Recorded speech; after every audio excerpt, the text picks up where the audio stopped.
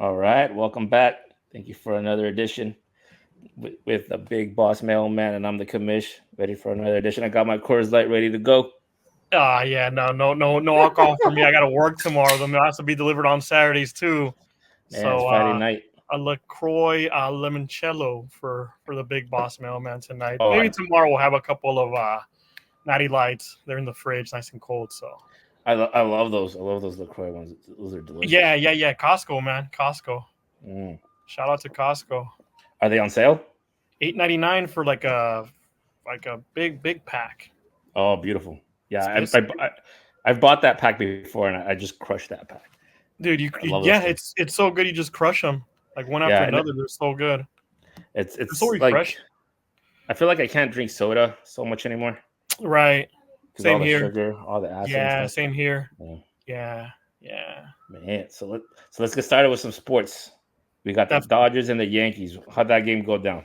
yeah, Dodgers Yankees scoreless game throughout the 9 innings of regulation and went into extra innings and 11th inning. Teoscar Hernandez, one of the guys who has been a bright spot for the Dodgers. Nice pickup out of Seattle.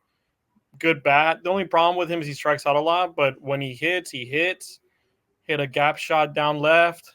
Scored the 2 runs, and the Yankees try to come back. Bottom of the 11th, Judge scored the runner from second. It's a 2-1 ball game, and then they pretty much closed the door. It was Stanton. Stanton couldn't execute to get Judge to score. So yeah, shut the door, and yeah, 2-1, but a hard fought win for the Dodgers, especially since they pretty much lost 2 out of 3 against the up and coming Pittsburgh Pirates. And the bats have been kind of quiet, but it's the pitching that's been carrying them along throughout the whole season too. Mind you, Wow. I honestly didn't think that. I mean, obviously Otani's not pitching yet, or Yeah. who knows if he's ever going to pitch again. He's probably going to be a DH for the rest of the time in Dodger blue. It's still TBD, but he's going through a mini slump as well. He had a nice homer off of one of the Pirates rookie pitchers, Skeens. He Yeah. played it for LSU the year prior, and he's a national champion. And he's highly touted prospect. I think he went number 1 if I'm not mistaken.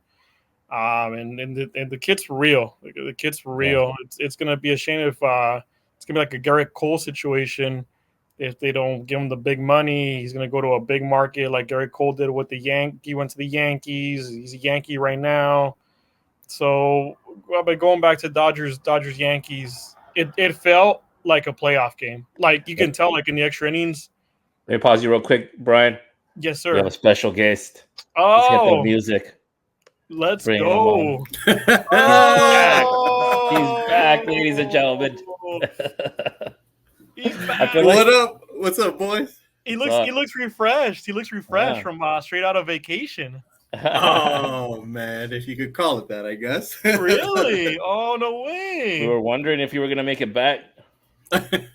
yeah. No, just took a couple of days off. Went down to Mexico to visit my grandma. Beautiful. Oh, And, okay. Yeah, so it was a family thing, But Oh, okay. Dude, I was mistaken. I thought you went for to a resort or something, like drinking negative. No, pina no. coladas and Oh man, tequila shots on the beach. You know what I mean? that would have been real nice. No, That but would have been nice, dude. Yeah. yeah. But yeah, just glad to be back. What are we talking about? You look good, man. It's good. It's good to have Yeah. you back. So Likewise, last week, Brian was talking about how he believes like the World Series might be the Dodgers Yankees, and he was breaking down the last Yankees Dodgers game that just happened. It just happened. And, yes. So Mhm. what do you think, Brian? That looked like a preview of the World Series? It looked pretty good to me. I mean, and I'm not being biased. That stadium was rocking. It got so loud where even Blake Triton couldn't through their little intercom device they use now for the signs. Like even he couldn't hear like what Will Smith was punching in through the dial pad and whatnot. So I mean, man, and just the reaction in the extra innings from the staff, especially from the bullpen. The bullpen stepped up big. And you need the bullpen to step up like that when it comes down to playoff situations. postseason situation. So we'll see. But it did for sure feel like a playoff game, and let's hope it carries on into the. I mean, it's still too early to tell, but they're obviously two of the best teams. The Yankees in the American League and the Dodgers in the National League. Even though the Dodgers have been slumping here and there, but I mean, they're running away with the West as it is, so I'm not too concerned about that, about the regular season. I'm more concerned about what they're going to do in the postseason. Is Kershaw going to come back? Well, every How's time Bueller going to look? Are they going to trade away Bueller? What moves are going to make in the because they're going to make some moves. They're going to make some moves during the trade deadline. It's going to happen. I remember back in the fall we talked about, are you still going to watch the Dodgers? But Yes. like the closer it gets to October, the more you start to believe again. Every single day, Just a like sucker. everybody's talking about NBA right now, obviously because of the finals, and we're gonna get into NFL here in a couple months. But yeah, every single day I'm like, okay, Dodgers are playing the Reds, they're playing the Pirates, and now they're playing the Yankees. And this Yankee game was like, wow, it was like a postseason game. It was a really good game, but it's the way the MLB postseason set up is. The top teams will take like a week-long break. You have teams that like barely even make it, like the Diamondbacks and the Rangers did last year, and they get hot, and the rest is history. I mean, you gain momentum. I mean, the Colorado Rockies a couple years back gained momentum. They were unbeatable. They made it all the way to the World Series. They faltered in the World Series, obviously, but it's teams like that. It's teams like that where you got to get hot at the right time. That's just how baseball is now. Yeah, you've been watching the Dodgers, DG? No, not so much. I tune in later in the season, but only to be disappointed, you know. And it's a what is it called, a toxic relationship, because I mean, I'll tune in, you know. They're gonna win the West, right, Brian? They're gonna win the West, yeah. That's a given. I mean, look at right now, they're 8 games up on the Padres, and but yeah, I mean, oh man, they always break my heart, but I'll be there. They break my heart too. That's why Commish. Yeah, believe. We had like a whole segment on this. Yeah, last year, it's like, would you still watch the Dodgers? And I've been on and off because it's regular season. I'm not trying to get too high. Yeah, that's hard. And that's what it is too. It's such a long season. Good Lord, 162 games. Yeah. Yeah. So I mean, we're like not at the big. Kind of the middle, not really, but yeah. I mean, I'll tune in later on. Right now, like you said, Brian, I know they kind of hit a slump, but you know, these. I mean, it's an East Coast West Coast rivalry, big time. Yeah. So, but yeah, man, 11 innings, huh? 11 innings. Yeah, and they play tomorrow and Sunday. So correct. Quick 3-game series. Yeah. All right, let's shift gears a little bit. We were waiting for you, DJ, to talk. Yes, sir. Some NBA Finals. What do you guys think about that game? Game 1. The Boston Celtics took Game 1. Shocked, not shocked. Go ahead, DJ. I want to hear your. Go ahead. Shocked. Just because, man, I thought the Mavericks were, you know, they were on a heater, you know, and I was like, you know what, Luka, like. Come on. I mean, he still got his point, 30 points, I believe. Irving, you know, Kyrie just kind of, damn, I don't know what happened, but I didn't expect that blowout. They did make a comeback, as you know, we're probably going to touch on. But, yeah, no, I mean, Celtics, you know, and man, it's a Laker thing that I'm just like, man, I don't want to see Boston win, you know. But yeah, I was surprised. I thought you know, the bigs from Dallas were gonna, you know, just kind of dominate. But man, Porzingis was the game changer, you know, and he definitely changed the tone of the game, and he stepped up for sure. Different, man. If Boston wins Game 2, I want to say Dallas is in really bad shape. You know, they need to split the series. Bring it, Brian. Is it 3? What's the game? 3 home, 2 away. I think it's going to be a nice game. Obviously in Boston, so it's 2, and I think it's 3, and then it's 1-1. Yeah. Okay. Yeah. So I mean, they got to split that series. Still going to tune in, still going to watch it, but definitely, I was surprised. What about yourself? Right on target, DG. I feel the same way. I was totally shocked. I thought that the Mavericks had the momentum, but I mean, granted, the Mavericks against my Clippers, the Clippers took them out game one, and they took them out with they blew them out. They blew the brakes off them in game Yeah. one. But the Dallas came back in game two, and they've been undefeated in games two throughout this whole playoffs. So I first like I told the commissioner, I told him, well, I think Dallas is going to win the first game, and the Celtics win the second game. And now I'm just thinking it's going to flip flop. It's going to be Celtics obviously won the first game. I think the Mavericks are going to come back and answer. You have to steal one from the Celtics because if you go down 0-2, yes, you're going to go back to Dallas. You're going to get a little bit comfortable. You got your home crowd behind you, but you gotta steal one early. You gotta make it feel like, okay, like we're even. Let's win another two in Dallas, and then Celtics might win. Will 1-1. It may not. Like I said, I still have the Dallas Mavericks in 6. That's just me. I think that like Luka did his thing. They were just not hitting a 3-point shot. I'm looking at the stats. I mean, Luka went 4 for 12 from 3 points. Kyrie went 0 for 5. That's unheard of. I mean, Kyrie went 0 for 5, and he only scored 12 points. Well, that brings me to my question, Brian. What you're talking about now is I was going to ask you. They went down by a lot. Why couldn't they come back? 29 points? Yeah. 29 points. So they made a comeback. They were down 29. They got it back down to 8. But they never took the lead, right? They never took the lead. What the thing was, the Celtics came back and they looked like the Golden State Warriors. They just kept draining threes.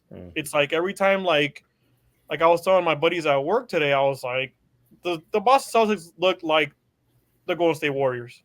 They took that page out of Golden State. Like we're gonna shoot the lights out from 3-point because everybody makes 3-pointers on that team. Porzingis was making the threes.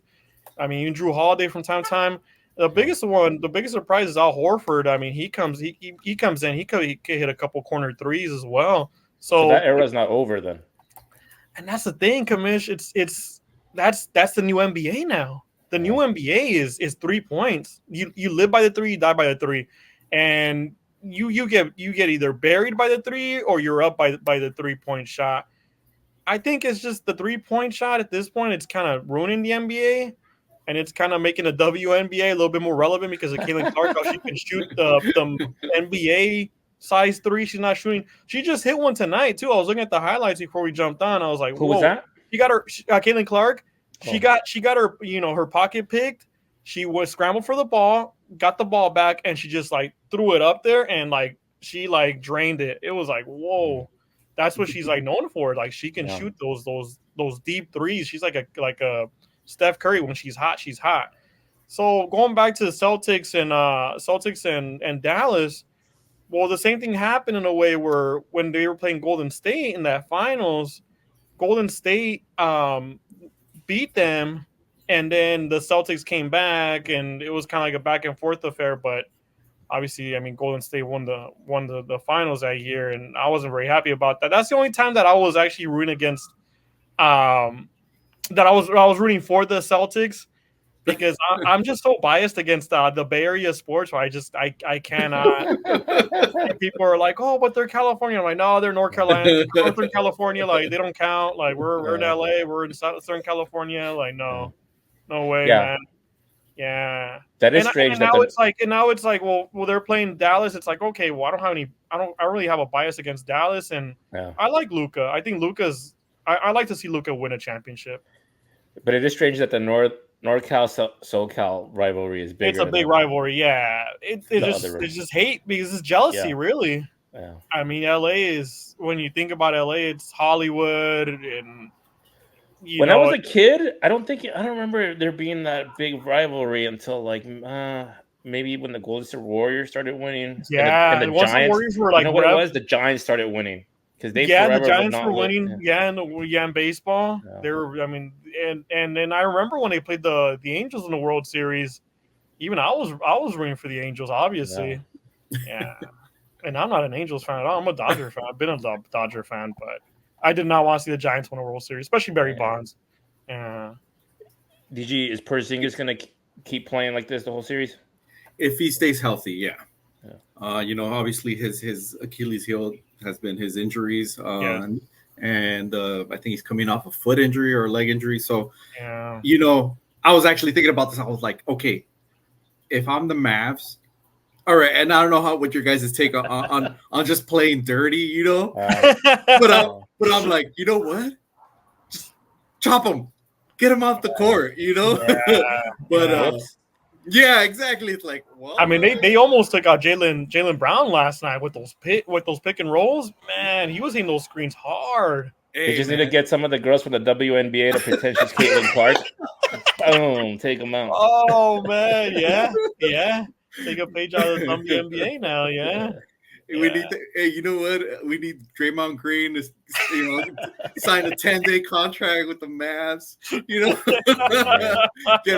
Get him on the court for 15 minutes, and let make things happen. But I think if he stays injury free for the next 2 weeks or whatever, he's gonna be a game changer. He had 20 points, 6 rebounds, but I mean, he's a body out there. He's a tall dude, Yeah. So 7-footer, and as much as you're like, oh well, he'll make a big presence and in the paint. So but I don't know, man. Blocking shots, right? He had like a whole bunch of. He had a couple blocks, yeah. I mean, they couldn't even throw a lob in there, and Dallas was so dominant with the lob throughout the whole playoffs, especially against the Clippers. I mean, they were just lobbing it in there, and Gaffer was throwing it down, Lively was throwing it down, and I mean, I forgot to mention, Commish, can we do a throw it down, big man, throw it down, Bill Walton, Walton. Rest in peace. Rest in peace. DG was the gentleman who broke the news, and I got goosebumps. I'm just like, what? Like, my first reaction was like, what? Like, what's going on? And I mean, cancer. Yeah. Did both teams have the Walton shirt that game, or just the Celtics? No, just Boston. Just Boston. Yeah. That was pretty classy of them. The Walton tie dye. Yeah, he was your classic hippie.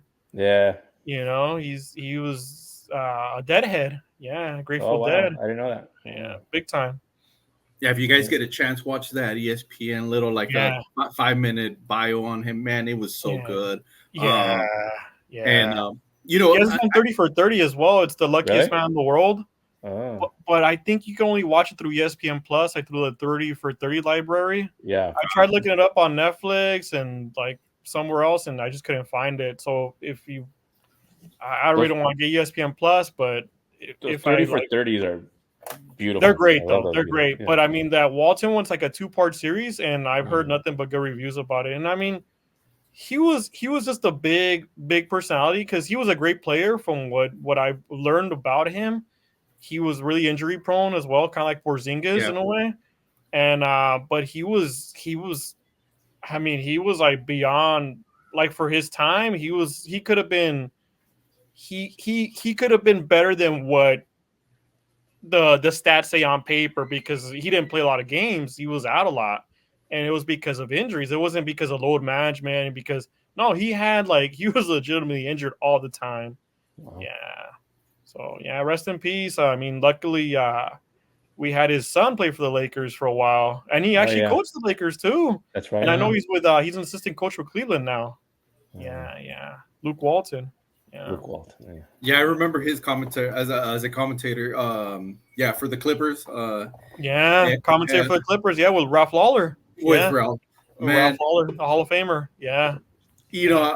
I never really was a Clipper fan, but I remember tuning in for their games, and those two voices. They're just like so recognizable, especially Ralph Lawler. Bingo! Oh, fantastic. Back in the day when they had the games on. Well, they have the games on Channel 5 every now and then, but before they had them for a long time, running on Channel 5 on Saturday nights. It was great.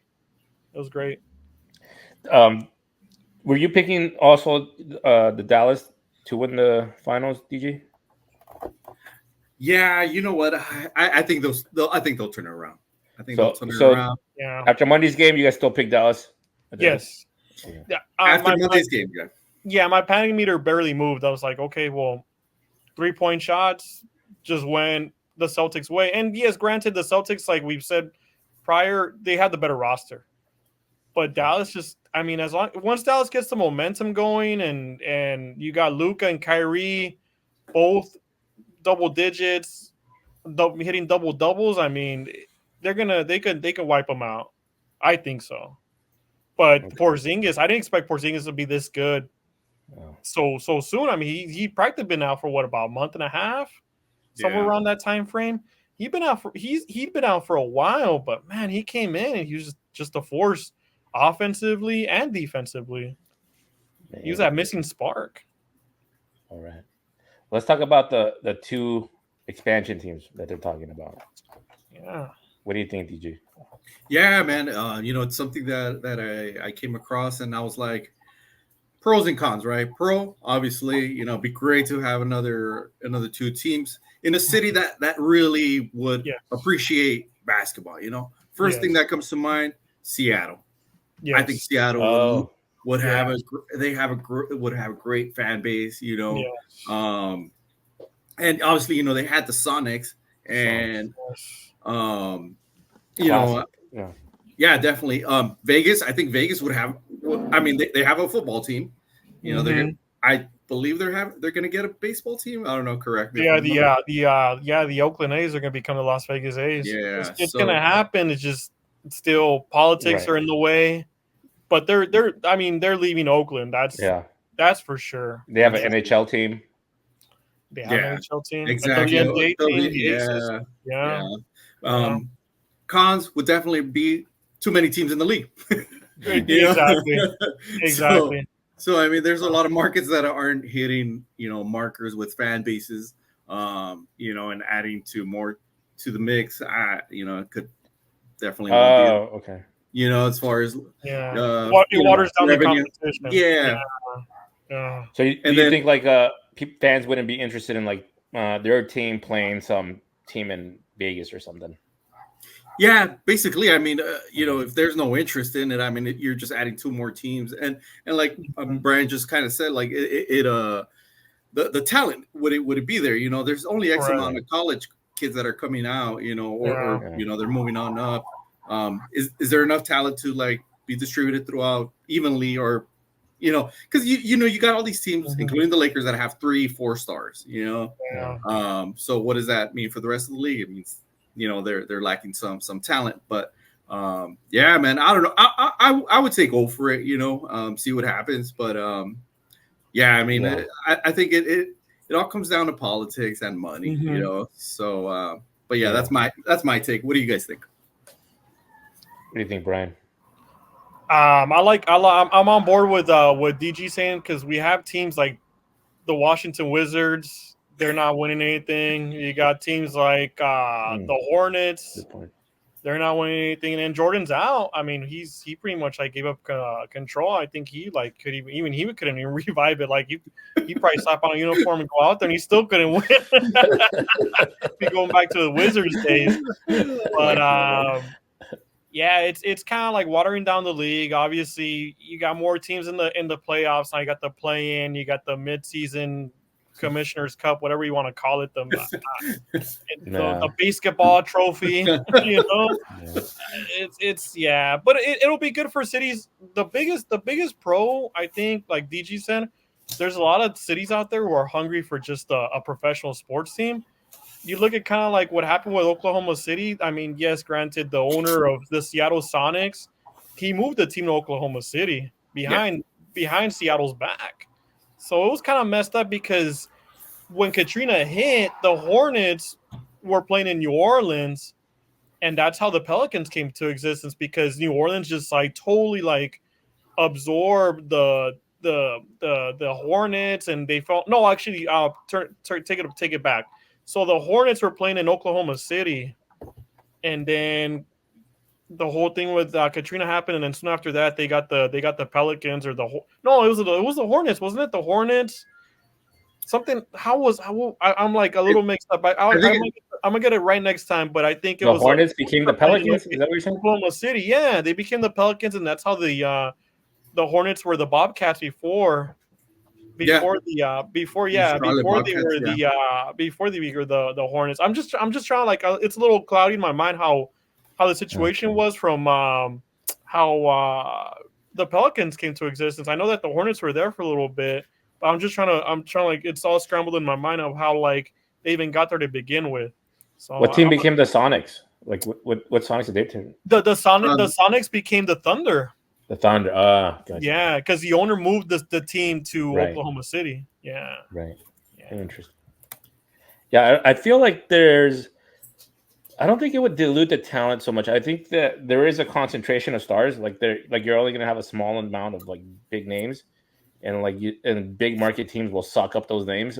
But I feel like unlike baseball and football, where the rosters are big and there's just like the amount of basketball players on a team is pretty small, and there's so many college athletes out there. Yeah, I think you could probably fill two teams with like pretty good talent, and just add them to a team, and you get these other market teams that can go out and watch the game, and I think it would help basketball.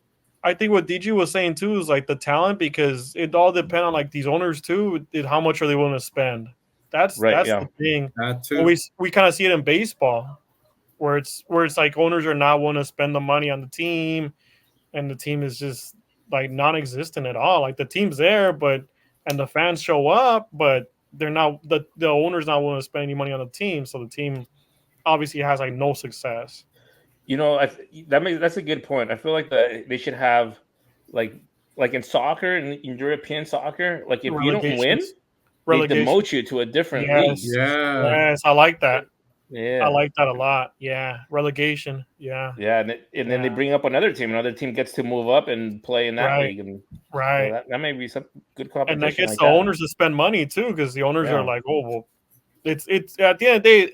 At the end, they win, lose, or draw. It's all a business, but European soccer, it's more like they take their stuff serious. It's pride. Oh yeah, right. And those fans are vicious too. Like they're in your face. They're like, hey, like what are you doing? Like, get out of here. So the team, like they're not saying like angry emails, like, or going on TikTok. No, they're in your face. No, they're not like they're like got some broken glass and they're like putting their fists in and they're like, hey, what are you doing? You need to sell a team. They're like throw a punch at the owner, and it's just like they're sacking the city.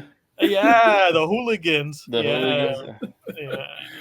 You know that would be great, right? But like we've said, all of this comes down to money, and these owners are not gonna want to like, oh, if we get demoted to like the G League or whatever. Yeah, they're gonna lose a ton of money, you know. Yeah, and you know they all want to like get their little chips in. So of course, but it would be great. I would be like, yeah, you know what, get the crappiest team out of here, you know, and let somebody else jump in, you know. But and in a way that kind of would be the Lakers. I mean. I mean, you guys got LeBron, you guys got AD. I gotta throw my jabs in there. I gotta throw my jabs in there. That's a good segue, Brian. Yeah. So Stephen A said that like if LeBron leaves, he said LeBron's not leaving. Don't cry, Laker fans. Don't cry. Don't say LeBron, don't leave LA. Now let me ask you this question: are fans asking LeBron not to leave? I think it's a 50-50, because ever since LeBron got here, you had fans kind of like myself that were like, or I don't know how DG feels, but you had fans like that would say Kobe's better at everything. Like Kobe is like our version of Michael Jordan. And so when LeBron came, it's like, okay, like you won your titles. You're gonna be the scoring champ because he wasn't the scoring champ yet. And once he passed Kareem, it was a big deal. I mean, you're on top now. You're the king. You're King James. Yes, you self-proclaimed yourself as a king, but he just never felt as me as a Clipper flipper. He never felt like LA. Like he lives here. Hold on, Brian. You got the best little names for stuff. Oh yeah, I mean, I admit it. I ever since 2020. I was just like down with LeBron. Clipper flipper. I like that. That should be your new name right there. Clipper flipper. It should be, right? Instead of Big Boss, the Clipper flipper. Clipper flipper. Man. But okay, so it's funny. Okay, I like what Stephen A is saying because yes, it's like, don't cry for me, Argentina. You know, whatever. So LeBron is gonna always do what he wants to do. He did it in Cleveland. He did it in Miami. He's doing it here in LA now.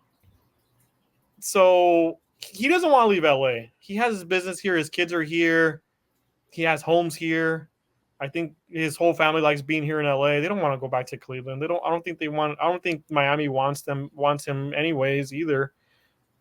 He's not. I mean, I could see him going to Eastern Conference, and he can win a chip in Eastern Conference because the Celtics were the best team all year, best record. But then again, they were in the Eastern Conference. They took down competition that was the Eastern Conference is not as stacked as the West. The West is going to get better next year too. So regardless of who you bring in as coach, they're talking about bringing in JJ Redick at one point, and now it's Dan Hurley from Connecticut. And I'm sure we'll get into that a little bit later. But I want to check back to the story that nobody's talking about. I want to do a hot take. So if LeBron's not going to leave LA, and they bring in Dan Hurley, they don't bring in JJ, could LeBron end up going to the Clippers? Oh damn! Because Steve Ballmer has more money than God. Steve Ballmer could be like, "Hey, we got the brand new arena in Inglewood. You know, he's trying to make the Clippers relevant, which he's been doing ever since he took over as ownership. I mean, bringing Kawhi and Paul George. He brought over Westbrook on the cheap, which was nice. He brought over Harden, traded for Harden, and they had a nice little nucleus going. But okay, so Kawhi's under contract. Kawhi's not going anywhere. You bring in, I mean, Paul George, and I think they're going to get rid of Westbrook, sadly. I liked Westbrook, but they're going to get rid of him. They signed Ty Lue for big money, long-term contract. Ty Lue is who LeBron wanted as his coach when he first got to Lakers to begin with. And they said no, like no to Ty Lue for some reason. Frank Vogel ended up being the coach. They won the bubble title. The rest is history. But talking about coaching, so Ty Lue, like I said, like in our group chat, it's like, okay, it's all part of the plan. When Ty Lue signed, it's like, is that kind of be on LeBron's mind where it's like, well, I don't have to leave LA. I got the best of both worlds where it's like I can like make something with the Clippers and maybe bring them their first championship. You just never know. So I don't think anybody's talking about that, which is kind of interesting. Yeah. What do you think, DG? Man, ain't nobody crying for LeBron if he leaves in LA, dude. I don't think so. Yes.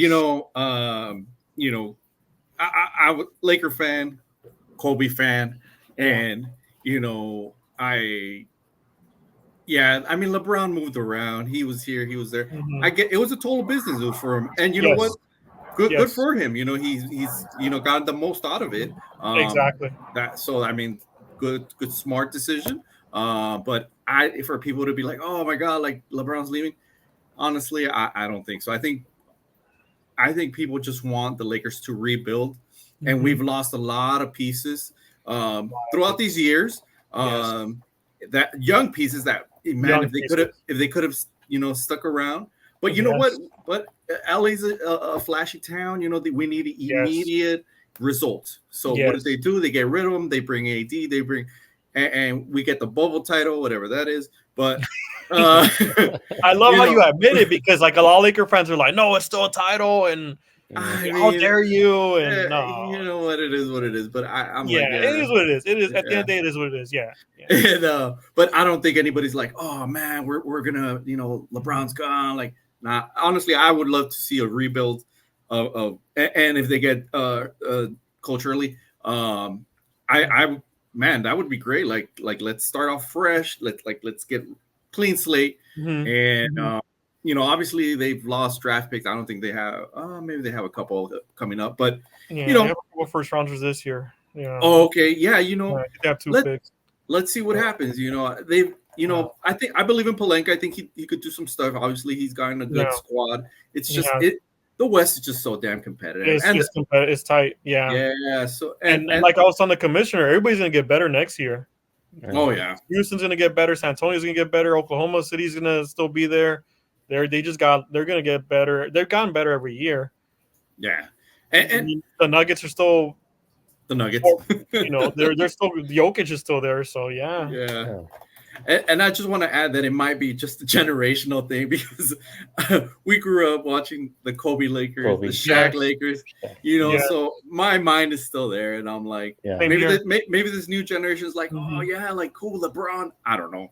But I'm That's just like, point. It's a good point because it's like the real Laker fan is they want change. They seen what they got with LeBron. They got the bubble title. That's cool. Somebody had to win it. I get it. But I think the real Laker fan who's been on Lakers since day one and they know basketball and they know how organizations work, they're seeing everybody in the West like getting better and Lakers are just like falling behind. Even like Golden State is like didn't even make the playoffs this year.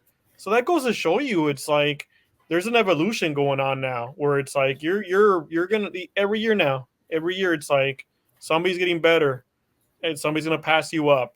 It's pretty much like a marathon. It's like you're on like the final laps and it's just like somebody's gonna like you gotta like go at it your hardest right now because somebody's gonna pass you up. Yeah. And the Lakers are getting passed up. They've been getting passed up ever since the bubble title. Yeah, I don't think LeBron has a fan base in LA. I think if he does, it's probably in Cleveland. I think the only people who love LeBron are probably in Cleveland. He came that's his to hometown. LA. And LA, and I agree with DG on this point where it's a generational thing that I don't think the young kids or young Laker fans, I don't think they've embraced LeBron either. Like because the other thing too, Commish, when Golden State was relevant, when they were winning titles, all these kids around here were wearing Golden State gear. Exactly. And it was that's where I was headed. Like, what are you doing? That's where I was headed with that. Where like when we were coming up, this was a Laker town because Shaq and Kobe were just dominating. They were just we were winning titles. There was Laker parades out there. Yes. and LeBron never really brought that. LeBron didn't bring that energy here. Like there's no murals. Maybe I think when LeBron first came, maybe there were some murals being put up of LeBron, but after I haven't seen anything about LeBron up there. There's like it's Kobe, and even Michael Jordan is still like murals around here. It's like it's become a Kobe Otani mural city now. Yeah, I've seen a lot of Shohei murals. They're nice. I've seen Shohei. A lot of murals, and it's just like, wow, these are really nice murals. And I mean, it's or even Joe Kelly. Joe Kelly's still a Dodger. Yeah. So I think Hollywood. I think Hollywood embraced LeBron. So I think he can go to the Clippers.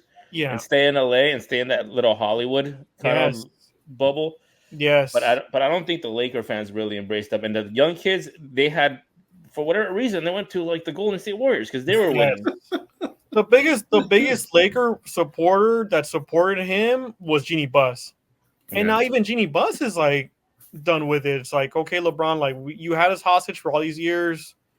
We thank you for the bubble title, but this is LA. Like we need to win full-fledged championships, and that's what's happening.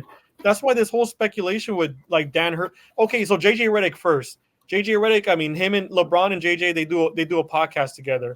So it would have been kind of like weird, like a weird fit where it's like, well, what if JJ has to like get in LeBron's face about a play or like get on top of him about something? That's gonna be kind of awkward, especially like if it's like on like courtside, like it's happening like during the live game or a timeout. And then there's speculation of how AD doesn't want JJ Redick to be the coach. Really? So he wanted Borrego. He wanted Borrego out of, if I'm not mistaken, I think he's out of New Orleans, if I'm not mistaken, assistant coach. So, he was out of New Orleans because he coached AD in New Orleans as an assistant. Yeah. So going back to the whole JJ thing, and so the whole thing all of a sudden on Thursday. Wojnarowski from ESPN drops the bomb where it's okay. We're gonna bring in. They're talking to Dan Hurley and they want to bring him in, max contract, big money. If you're gonna bring in a new coach, a college coach, mind you, he's won in college. College is different from the pros. He's never coached in the pros. and you're going to sign him for big money, long-term contract, you're pretty much shoving LeBron out. Like, okay, LeBron, like it's the signs there. It's like you're either going to embrace what we're giving you now as the coach, because we're going to have this guy long-term, or you can make your decision and you can leave and do what you like, because I think that's what it is now. And LeBron hasn't really been vocal about it, because it's funny because LeBron's vocal about everything. Everything. Yeah, that's interesting. You know what I mean? And he hasn't really been. I think he's like shown like some support about the move, because I think he wants to keep Jeannie Buss happy, or he wants to get his money, because obviously if he does buy in, the Lakers are going to give him the money. They're going to give him the bag. But if he doesn't buy in, then what are his choices? Like, it's going to be interesting to see how it all unfolds. I think it's going to get like really hot towards the end of the finals. What about, wasn't there talk about him bringing his son to the Lakers? Yes. So there's only do you guys think that's realistic, or it's realistic because there's only 2 teams he worked out for. He only worked out for the Lakers and the Phoenix Suns. So that's another interesting little nugget right there too. I mean, Phoenix is not that far away from LA. When you think about it. Yeah. Oh, that's probably why. Yeah, and I'm not certain about the situation with their big 3, but I mean the whole KD, Booker, Beal, it didn't work out in the first year, and then KD and Booker they did go to a finals against Milwaukee. There was the finals that they lost against Milwaukee, but it hasn't really worked out to the point where they brought the championship home. They just didn't look. They weren't clicking this year. Yeah, I feel like LeBron could probably get more if he goes to the Clippers. He could get the guy he likes, the coach Lou. You can have him there. He could probably get the Clippers to take his son to put him on the same team. Totally. Yeah. And he stays in LA. He stays in LA. And I mean, he goes into a brand new building. I mean, he can bring the Clippers their first championship. You just never know sometimes. It's just, that's the one story nobody's talking about. It's kind of interesting because it's like the whole talk has been he doesn't want to leave LA. He doesn't want to leave LA. Right. But I think he doesn't want to leave the brand where it's like, well, he's a Laker. That's what I was gonna say. He's a Laker. Yeah. I was gonna say, sorry, Brian. There's one part. He's a Laker. Yeah. And that's the thing with Dan Hurley now. It's like the Lakers come calling. You better take the call. So that's what he's doing. He came today with his family to visit with the Lakers, and I'm assuming the Lakers are going to give an offer he can't refuse. So we'll see what happens, because according to all the media outlets, it's from what he said on the radio as well in interviews. His wife is very happy in Connecticut, and he says how his wife is the boss. She's the boss of the family. So it's really they got to persuade his wife as well. I think a nice beachfront home would definitely, change anybody's mind, but absolutely, yeah, totally. Yeah. Let's stay on basketball, but let's shift to Caitlyn Clark. She's the biggest talk of WNBA. And so, like, the big narrative, the big story is it's this white girl who apparently these black girls are jealous of. That she's coming in and getting all the attention, getting all the cameras on her. And they're jealous about it, and so they're gonna beat her. They're gonna treat her like the Detroit Pistons or something. Yeah, Lambeer, Isaiah Thomas. Yeah. They're the bad girls. The Caitlyn girls. Yeah, they're the bad girls. That was the Chicago Sun. Yeah. I'll go ahead and start this one. Go for it. She didn't really move the dial for me. I know she's she did her thing in college. Hey, major props to her. But I mean, I don't know. I guess it's just my bias, but I haven't tuned into any games. I did see that stadiums or attendance has gone up for her games. Yeah. So I'm sure there's a movement, obviously, and hey, that's great. I just it hasn't really made me want to tune into a game. As far as her getting picked on, or I think it was Matt Barnes who was saying, "Hey, you know what? Where are your teammates at? They gotta step in and be like, you can't do that to our star." So the face of the WNBA too. Right, exactly. She's the savior. So, but you know what? If I might tune in. It's never been on my radar. Yeah. Don't really follow it. Do you guys remember when Lonzo Ball came into the NBA? Yes. And he kind of had, it was like a Second similar pick. kind of energy where they were like, second pick. his dad had talked so much shit. Oh yeah. He hyped them up. Them up. Yeah. That the NBA players were ready. Even LaMelo's way better than Lonzo, so it was kind of funny how like he hyped them up, but he kind of put the word out there where it's like, hey, my sons can play ball, because LaMelo didn't even play college. He just went straight to Europe, and then he got drafted by the Hornets, and I think they're both injury prone, which is kind of sad, because LaMelo as a rookie was really good. Oh yeah, he can ball. But Lonzo was a different story. It's like you're coming to Lakers. I think it was a little bit more added pressure. Yeah. I think his dad just hyped him up a little bit too much, and then he got injured as well. Yeah. Now he's in Chicago, but I remember that when he was going to come in. I remember when he was going to come in, the other players were going to be like, we're going to test him and we're going to push him around. Oh, of course. That's just part of the game, though, you know. But the funny thing about it is how people were commenting and saying that cheap shot that she got against when she played Angel Reese and the Chicago team, they would have called that in the NBA like a flagrant 2, right? Yeah. And they called it a simple foul. So it's kind of like it was a play away from the ball. Like she wasn't like nowhere even close to the ball, and she just like bum rushed her. Yeah. It's like, dude, come on, like that's like intentional. Yeah. Come on, that was like a hockey play. Like a hockey play, yeah, like a yeah. They were like a checker against the boards or something. Checker against the board, yeah. I mean, practically they were right there by the sideline. Yeah, it's just like she just went bull rushed her and just bam. It was like wow. Yeah, but I want to switch it around. What DG said, you know, who turns the dial for me is that Cameron Brink, LA Sparks. If you haven't checked her out, yes, and she just got good for her. Congratulations, Cameron Brink. She got selected for the Olympic team, the women's 3-on-3. So she represent the USA as a rookie too, mind you. She's going to rookie year too. So I mean, all the spotlight's been on Caitlyn, but Cameron Brink's another rookie. She's with the Sparks. She's like head to toe is just like this wild like. She was wearing like a Coco Gauff, like a tennis outfit. Coco Gauff, a very well-known tennis player, American tennis player, but she, you know how they have like the walk to the court and whatnot, like the hall, and so they had, and she was just like tennis skirt, like the white kind of like polo sweater in a way. It was just like wow, like it was looking like an angel. It was just like wow. That moved your dial, huh, Brian? Oh, that moved my dial. Yeah. Every time they put up the like, you know how they put up on Tuesday night it'll be the Sparks versus the Aces or whatever, and it's like Cameron Brink, and I'm just like zoned in. I'm like, wow, you're like, I'm tuning in. I'm like, oh man, I'm about to tune in to watch that. All right, you know, bringing back must-see TV. Yeah, if you guys haven't seen that Skims shoot that she did because like I said, like the last podcast. Oh yeah, you talked about Ashton, you know, partnered up with the WNBA and they did a Skims shoot. Oh. It's like wow. Hey, you know what? I mean, I was just thinking about it right now. I'm like, you know what?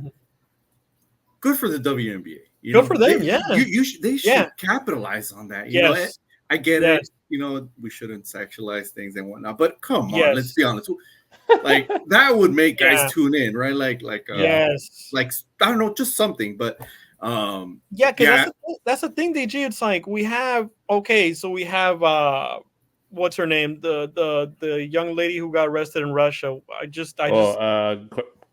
Brittany Griner. Brittany Griner. So she's this. Obviously, she's a good ball player, but she's you know LGBTQ. Is she really? Or she's kind of butch looking. No, she's gay. She's gay. She's about it. All right. And so you know, I mean, it's like. The whole thing happened in Russia. Yes, it's kind of messed up. You know, it happened like right when Russia invaded Ukraine, and that's how she got caught because she had the marijuana. And so she got like national attention, like where the president had to make a deal, like swapping prisoners, and we like celebrated. They traded her for like some crazy terrorist, like some like the merchant of death. They call them the merchant of death. It's like. So I think it's like now we're reading the room because you have Caitlyn Clark, a white female, She's heterosexual. She has a boyfriend. She has a boyfriend. It's proven. She's like I said before. She's a good-looking girl. She's girl next door. Very, very beautiful. There's proof. There's proof. She broke a lot of hearts. Like a lot of people are like, "Oh my god! Like I can't believe this!" Like everybody was like lining up just to like thought they had a chance with her.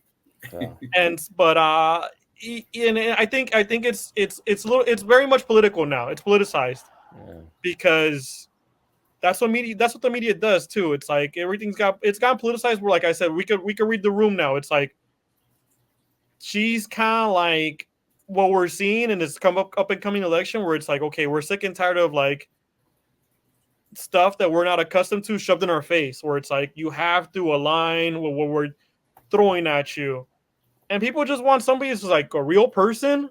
She's a real person. I'm not saying anything bad about LGBTQ. I don't want to get canceled, but it's like, dude, it's like she's just a regular person. She's a regular person. She's just a simple girl from Iowa. It's like, okay, like, I think people were like all about that. We're like, oh man, that's cool. It's like she's just one of us. Where it's like not like, oh, I'm this, and you have to line to what I'm. It's these 1% of people. I call them the 1%ers, and I'm not talking about motorcycle gangs. To me, like all these other people who are like just cramming this stuff down your throat. It's like with religion. It's like I don't want religion shoved down my throat. Why would you want me to take what you're saying? Oh, I'm good with what you want to do. Do it at home. Do it, in public if you want. Yeah, be proud. I get it, but when you're like throwing it in front of kids and you're teaching it in school, it's become political now where it's like, oh, well, it's open and that's fine. That's what makes this country so great is that we can express what we want to express. We could practice whatever religion we want. But when it's like, oh, well, if you don't align with this and you're wrong, it's like, no, dude, like you lost me there. It's like, I drink Busch Light and I know the whole Mulvaney thing and, oh, you're a conservative. How dare you? And it's just like, dude, like I look past that. I just don't even care. I'm like, the beer tastes good, and I'm not drinking Bud Lights. I was just about to ask you. It's Busch Light. It's Anheuser-Busch.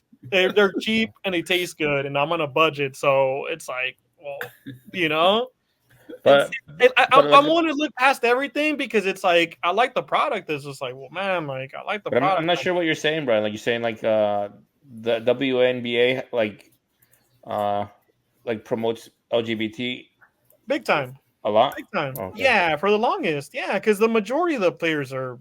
Come on, yeah. I mean, we've been on this earth long enough to know it's like who's who in the zoo. Oh, okay, I get what you're saying. You know what I mean? Like if it was like volleyball, like women's volleyball, yeah, eyeballs.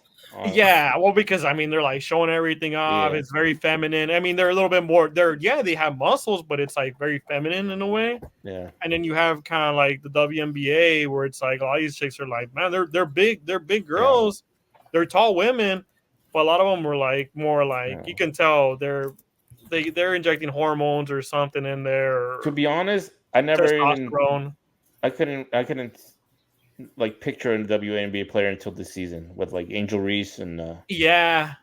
Well, Angel Reese is and that's the thing too is because like Angel Reese is like she's a beautiful woman and I'm pretty sure she's straight too, and well I think like she's seen where it's like, well, I'm black and I'm straight and I'm pretty, a little bit feisty, like she took the villain role because everybody kind of gave her that like they labeled her as that. And she's just a good ball player too, and it's kind of like messed up because it's like, in a way, like I said, it's politicized because it's like we see we see Clark, and she's just like this wholesome girl from Iowa, and it's like we kind of want to root for the underdog because we see her as the underdog, but she's tough. I mean, she's tough. She hasn't complained. She's been a good soldier. She's a rookie. She's gonna get put on muscle in the offseason. I mean, she's a rookie. It's expected, but the cheap shots is a different thing. But like I said, it's like it turned into a race thing. It got politicized. I mean, we just gotta move forward with it. I mean, as long as she plays her game, everybody plays a good game and it's clean. I think people still tune in for it, but it's like the cheap shots, like I said last time, it's a low light. It's not even highlights anymore. It's a low light. Yeah. I think it's like how I said to last podcast. it's almost like a pro wrestling storyline. It is. It's a storyline now because it's like you're selling. Yeah, it sells. Yeah. It sells. Yeah, it's selling. And you know what? Part of the early NBA that made it popular was that element of like that kind of racial element with Larry Bird and and Magic. Yeah, Larry Bird and Magic Johnson. Yeah. Because I mean, Bird from Iowa State. I mean, Indiana State, and then you got Magic from Michigan State, and they both even played like it's kind of like Angel Reese and Caitlyn Clark. Same thing. They both played in championship games, and then they carried on to championship games in college, and then they carried on to the NBA where they actually played in the finals as well. It was a rivalry, but I think behind closed doors they got along well. It's just like I said, it's just. They were friends. The media, made it polarizing, where it's, this is selling, and it was kind of a hard time in America too. But in the '80s, where the whole thing in Boston, there was a lot of the riots, a lot of the busing, integrating schools. It was a lot of that stuff going on too. So, if you have HBO Max, there's a good documentary on Magic and Bird. Yeah, I'm about to check it out. Yeah, I've seen it. I just haven't. I've seen that it's on there. I just haven't looked at it, but I'm about to check it out. Yeah. Yeah, that one's good. Yeah. All right. You have any topics you want to bring up, DG? No, but I was looking at some players in the WNBA, and this Sabrina, I'm gonna butcher her. Sabrina Ionescu. I don't know her last. I don't know how to say it, but cute woman. Yeah. And then Kelsey Plum, who was actually married to, I think it was Waller, Darren Waller? The tight end from the New York Giants. From the Giants, yeah. Yeah, I'm like, maybe I'll tune in, Yeah, some eye candy. Yeah, check it out. But well, yeah, I know what you're saying, Brad, about like hidden agendas being pushed. And hidden agendas because the election's looming, and it's just kind of it goes back to like we were talking about last time. Commissioned the whole Harrison Butker speech, and it's like, come on, like, did you hear about that, DG? No. Sorry. Can you refresh? You want to recap it, Brian? The Harrison Butker? Yeah. So I mean, so Harrison Butker, he's obviously a Catholic. He's hardcore conservative. He was approached by the president of a Christian university in Kansas City to give a commencement speech because right now it's like the everybody's graduating and whatnot. Yeah. And so at first he declined. Because I think in a way he felt like, if I say what I really want to say, is like I'm gonna get canceled. Yeah. You know what I mean? Right. So what's funny is like he declined, but the president was persistent, and like I was telling the commission, I'm like, he must have given like a pretty good offer because he actually said yes the second time around. And so like he goes, and he knew his crowd. Come on, it's a Christian university with Christian values. Like these people were like, they're religious. Mm-hmm. So he goes, gives a speech about how the most beautiful, like, congratulating the women, like, congratulations on your success, your graduates. But the most beautiful thing will be, bearing children and then staying home and raising children. And then so people, like I told the commission, like people got offended by that. But then there was comments also where he said that LGBTQ plus is a sin. And so it just kind of went all up on fire. And like people were like, literally saying over petitions to cancel them and making that the Chiefs fire him and like Andy Reid and like Patrick Mahomes, even Travis Kelce, like they were like in the crossfires and they kind of like dodged it. I think the best one was Andy Reid was like he kind of threw it back at the media where he's like, you guys said a lot of things that I don't like and I'm not trying to cancel you guys or like I'm not trying to get you guys fired. So it was smart. Great. You know what? That's a smart, very smart, and I think that's like I think if it wasn't for Andy Reid, this thing would have been bigger and bigger, but when he said that, the fire died down because it's like this guy's he's pretty much his boss. It's like his immediate boss, the head coach. Right. So by him saying that, it was kind of like he stood by his player. He pretty much like threw it back in the media's face. So it was great. It's like it says a lot about the man. It says a lot about the man. And it's interesting because, like I was telling the commissioner, it's like it goes back to what I was saying earlier. It's like people want to say be so self-righteous about like, oh, if you don't believe in this, then F you. Like it's kind of like the Talladega Nights. Ricky Bobby was like, if you don't chew Big Red, then F you. That's why I see 1% of people. They're every time I see some of these people like, and they like want to shove something down your throat, and granted, yeah, the Christians or in Catholics, and they want to do the same thing. I always think about that spot, the Ricky Bobby. If you don't pray to Jesus, then F you. Or if you're not gay, then F you. That's what's happening. Is that everybody we all have to like. We all have to walk in through you find the fork in the road, and you got to make your decision which way you're gonna go. Are you gonna go left? Or are you gonna go right? For me, I'm just gonna go in the middle, dude. I'm like, I don't care. I'm gonna get somewhere. I'm just gonna go right through the middle. I don't care. You know what I mean? It's like we're all adults, but where I definitely draw the line is like kids. I'm a father. The commission's a father. You're gonna be a father someday, DG. Yes, sir. When it's kids and kids are like being taught this stuff, it's like, come on, dude, like teach it to the adults. That's crazy. The adults, some of us are not as mature as others. Even when we're 20, 21, what have you. Technically, we're still developing, but we're all adults. I mean, there's a certain point where it's like, okay, come on, like these are children, like they're innocent. No, that's wild. Yeah, that's where it gets like it's too much. Yeah, I think I would have a horrible time being an athlete in the spotlight. I would just be like, just speaking my mind, and getting canceled like every other day, Yeah. But these athletes, they definitely need to watch what they say, and even I was hearing about Kyrie Irving a few years back about the vaccinations and how he stood his ground with his decision, and he's a big, it might be a little kooky, but flat Earth believer. Flat Earth, and the whole thing with the Holocaust too, and and now it's like people kind of tend to forget because it's like now he's like shining the playoffs, and it's like, oh, he's so great in the backcourts. It might be one of the greatest backcourts in NBA history with him and Luka, and so I mean, well, as long as you're a star, you can say whatever you want, pretty much. Right. That's what it comes down to, as well. Like Aaron Rodgers, spotlight. That's what it is. Yeah, and Aaron Rodgers, exactly. Yeah. He's talking politics. Yeah. Oh yeah. Yeah. He said he was vaccinated or something. He said like he was vaccinated in a weird way, but he actually wasn't. But vaccinated. he wasn't. Yeah. He lied.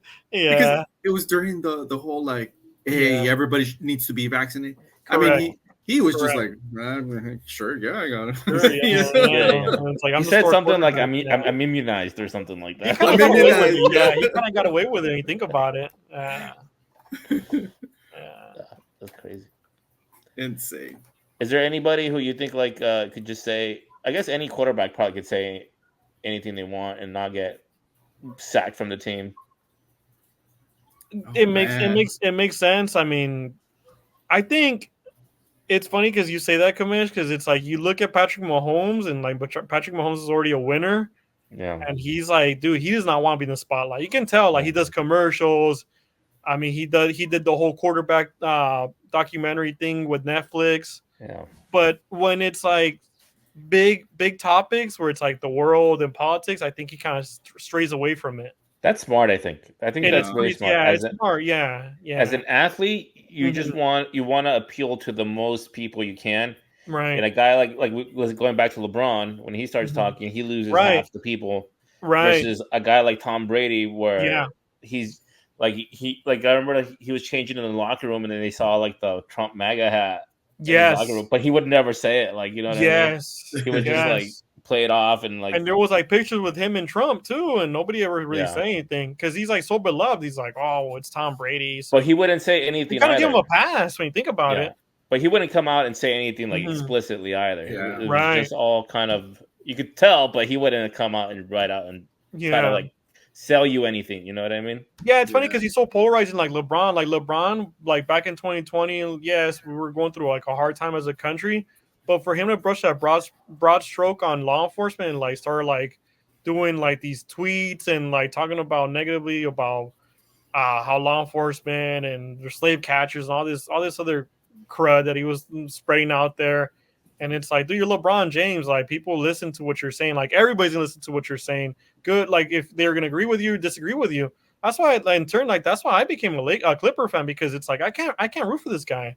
And I was one of the fans who was actually excited when he came to the Lakers, because I thought, man, like this guy's a Hall of Famer, he's the king. And then 2020 happens, it's just like, dude, like I can't root for you. And then you pretty much have the team under you have the team under hostage. It's like I just can't. I'm a big LA sports fan, so it's like I had to like change my allegiance. And I know that I think it was, I'm not sure if it's Kawhi or Paul George. One of them has family in the sheriff's department. Yeah, and they kind of like, I think it was Paul George, because Paul George is from Palmdale. I think he kind of said like, hey, like I'm not gonna really like say anything bad about law enforcement, because he has family in law enforcement. It's just like, dude, like maybe like it made the switch so much easier. Right. So what's on your radar, DJ? I mean, as far as just sports wise, yeah. Focusing on the NBA finals. And I think tomorrow I'm going to catch or just try to watch this Dodgers Yankees game. Yeah.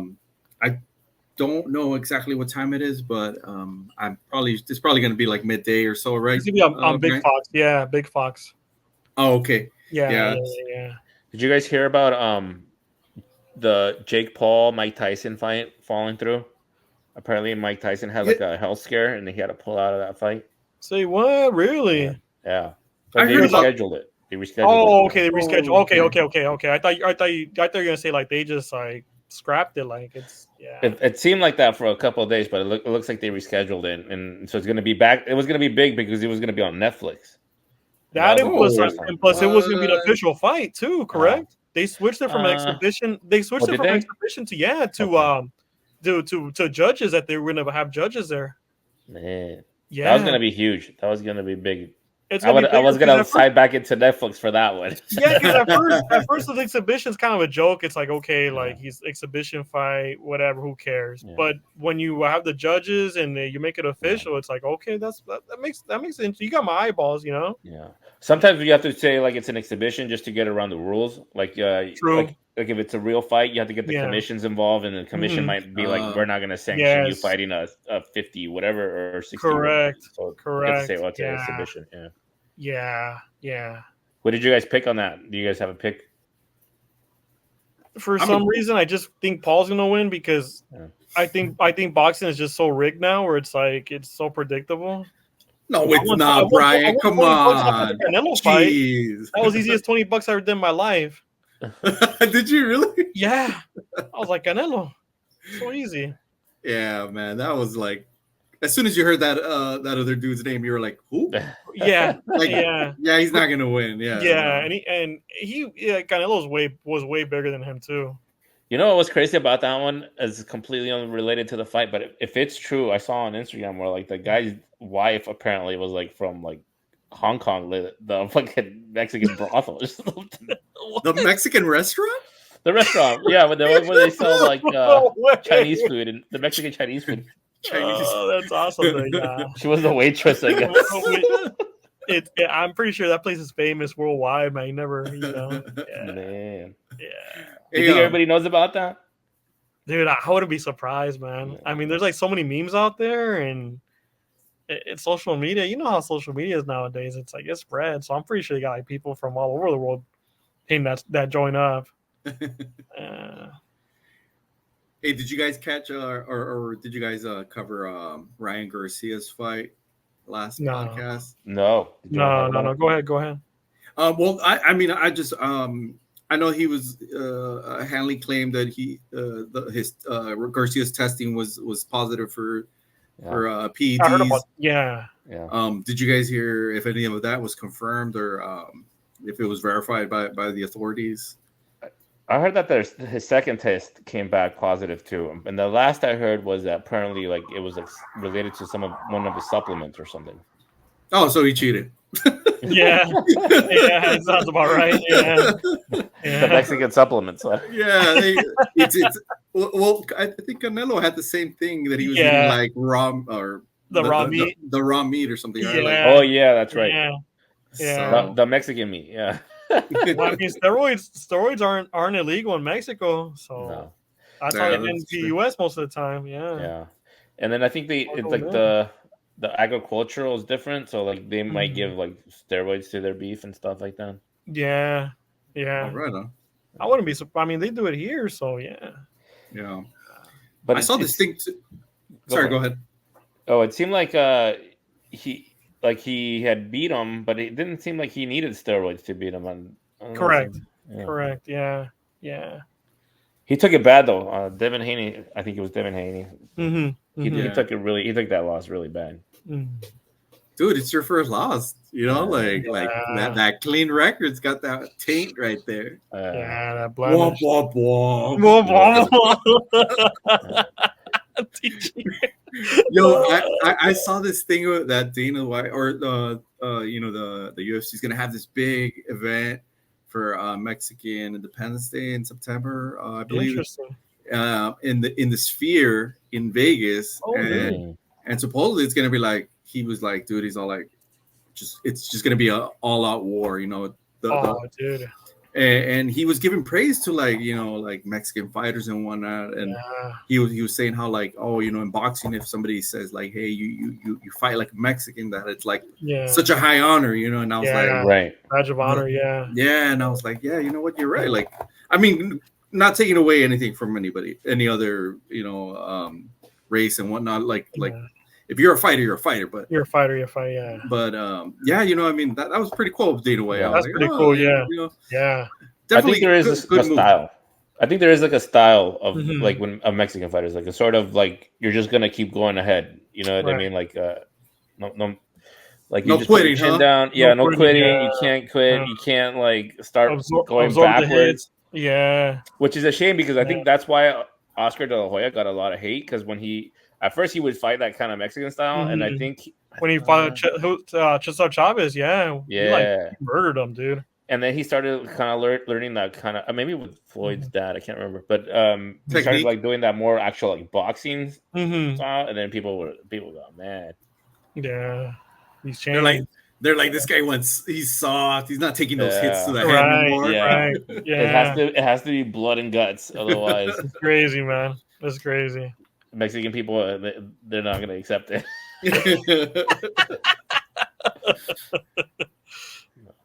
Well, yeah, I mean, look at Ryan Garcia when he lost to Tank Davis. You know, he got that kidney shot and he was down, and everybody was like, come on.